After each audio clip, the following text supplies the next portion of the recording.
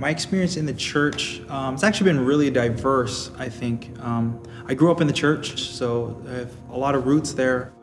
So I've definitely felt like judged, and maybe sometimes not even judged so much as just watched. And I really don't like that feeling where it's like there are eyes on me. But the person told me that I should probably stick with elementary education or do something like nursing, because the odds of me as a woman getting a job in ministry is pretty low. And for me, that was like, I think one of the first times I was in early teens, probably one of the first times that I was like, wow, there's something other than the traditional building with a steeple that can be really, really exciting.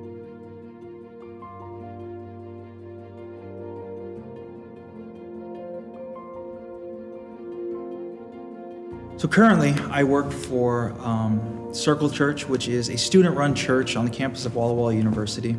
And I'd say about 300 people come a week.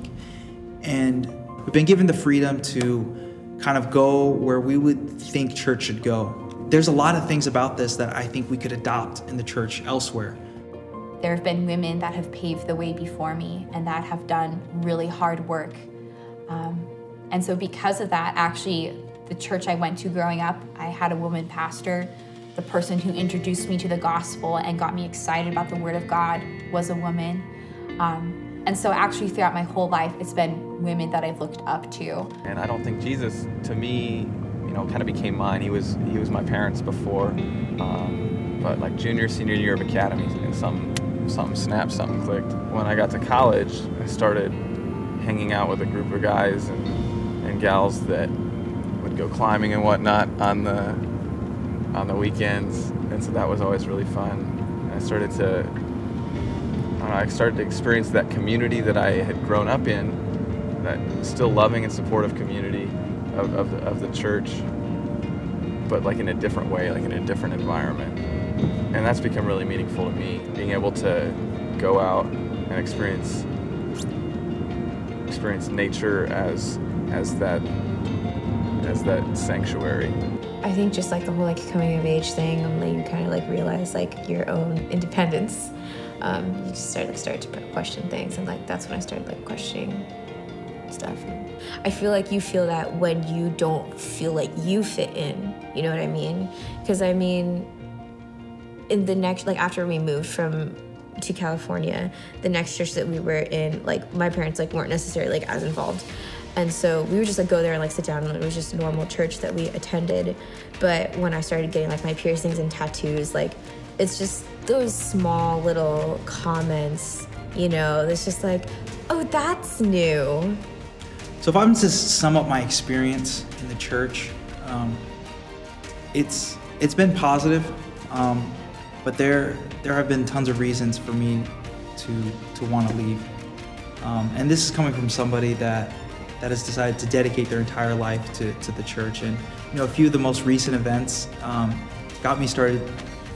I started to think why should I be in the church? And the first one was, I saw how our church decided to treat women in 2015, and that was really hurtful for a lot of the people that I work with, for a lot of the people that I look up to. And then probably the most recent thing that shook me in my experience with the church was with the compliance document coming out. It felt weird almost that our church would go to a place like that we would have a governing body to dictate what's allowed to be said and what's not allowed to be said, all the way into the point of removing you from your position. It was in that moment where I sat down thinking, do I want to be a part of a denomination? Do I want to be a part of a church that has that sort of mentality? So church in the traditional sense, as somebody sitting in the pew, I don't think it really fills me all that much. I love listening to a good sermon. I like choral music, all that kind of stuff. It's great. But I find myself far more engaged in my surroundings when I'm outside doing stuff. For me, for some reason, that's just far more fulfilling. My headspace is kind of clear. I feel like I'm talking to God a lot more in those moments. And I think that's what church is for. Church is to have that group, that support group, that community around you, but it's also a place to learn to communicate with God better. And for me, at least at this point in my life, I found that nature is where that happens best.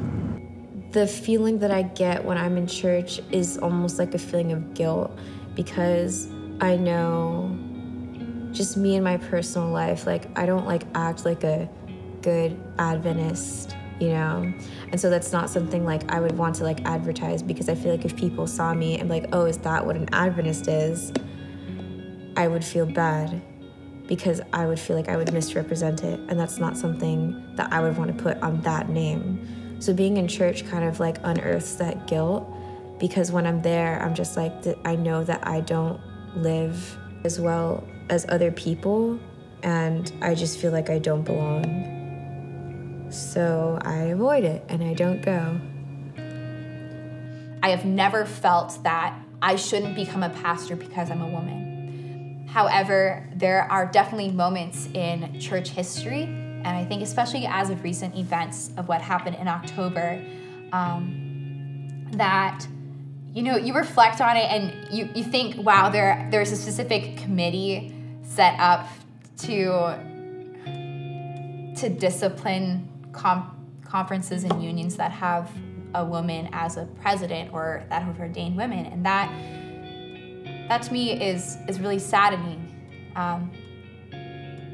and kind of frustrating, because I wish that I could just sit down with those leaders and maybe explain my story and say, look, I would be doing something differently. Trust me, I would be studying elementary education. I would do nursing, but I have to stay loyal to God. I have to stay loyal to where God has led me, and I can't let man dictate what that calling is, because I know my God. I don't want to say that like our generation is like the most progressive in a while, because that's obviously not true.